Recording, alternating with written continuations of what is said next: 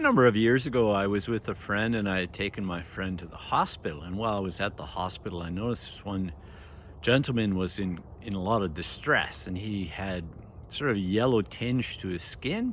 So I went over and I was chatting with this gentleman, and he was claiming that, he was a pastor and that he had drank too much. Now, I'm not sure if the drinking too much caused the yellow skin or if his yellow skin caused him to drink too much, but nonetheless, he was in a little bit of rough shape with alcohol. But he was questioning, why would God allow this to happen to him when he's one of God's workers in the vineyard, so to speak. And so sometimes we think we might be God's favored ones as we work in the vineyard, but ultimately, a lot of times it has to do with the choices we make. And sometimes it's no fault of our own, the situation that we're in, or if we have some sort of ailment, it may not be our fault, but then how we react to that, we have control over that. So we have to be prudent in the choices we make. But ultimately, our faith is supposed to bring us freedom. And there's two sides to the coin, and I've been bringing this up with a number of people that I chat with, is, you might be going through something that's quite difficult, and you might be in all kinds of suffering, but then what's at the other side of the coin of that? Is that it's teaching you to be compassionate. It gives you the ability to be attentive to the struggles of others. And so maybe the only path to freedom is to reach out to others. And even those in the 12-step program, one of the ways they remain sober is to continuously work out and reach out to other alcoholics. In other words, to help them to stop being too self-focused or self-absorbed. Now, in the first reading from the prophet Isaiah, Jesus is the Messiah who lives out this text. He has come to heal people. He's come to bring people freedom. This is the mission of Jesus Christ. Now, of course, this likely was the mission of someone during the time of this prophecy, but it comes to real value and real meaning during the ministry of Jesus Christ. But notice, it's not anything that's happening to him, but what he's bringing to others. And so sometimes if we want to experience healing, we have to bring healing to others. If we want to experience freedom, we have to bring freedom to others. In other words, we have to be encouraging and we have to be uplifting towards others.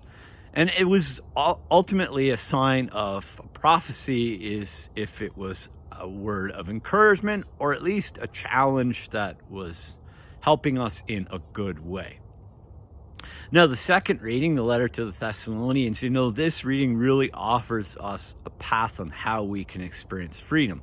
The first is we are to pray unceasingly and rejoice all the time. Now, of course, this is impossible, and not even Jesus did this.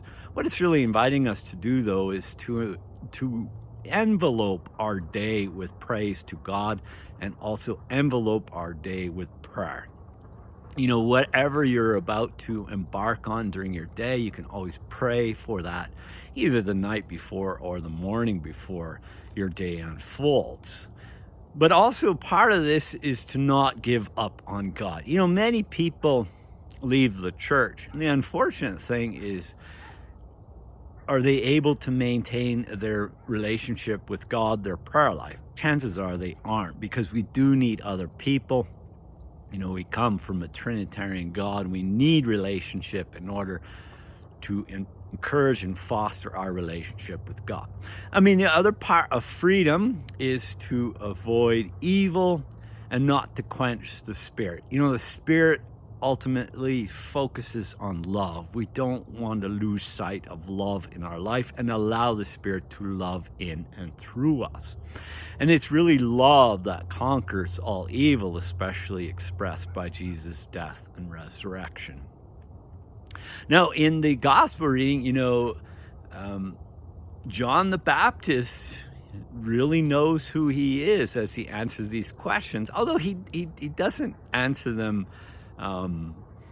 what we might say is truthfully, because the first one is the obvious one is, are you a prophet? well, we would say that John the Baptist is a prophet, but he says no. Is he the Messiah? No. He gets that one right. Are you Elijah? Well, we could say that he is Elijah because he comes to prepare the way for the Messiah. But the part of the reason why John is freely answering this way is that he is downplaying who he is, because in relation to the Messiah, he is lower than a slave. And he freely accepts this, and he's okay that he is the voice crying out in the wilderness, the one that's crying out to people to prepare themselves to get ready. And isn't that what Advent is all about? Is preparing for the coming of Christ in our lives. Each and every day we can prepare ourselves, and what great meaning and great purpose that gives us.